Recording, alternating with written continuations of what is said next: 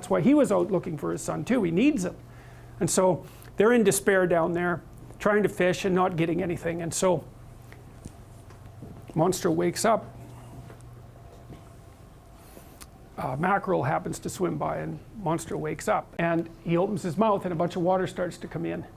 And then you see Pinocchio with the fish. Now, there's very intense implicit Christian symbolism in this part of the film, and I'm going to lay it out point by point.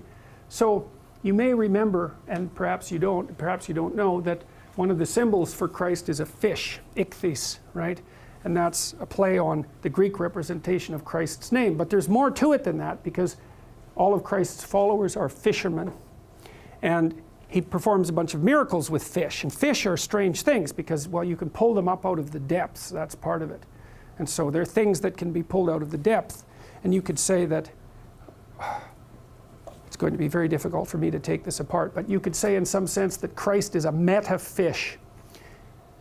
A fish is something that you can dine on, but a way of being is something that provides you with something to dine on a continual basis. And so you might say, well, is it better to have a fish or to be a fisherman? That's another way of thinking about it. And obviously it's better to be a fisherman because then you can get more fish.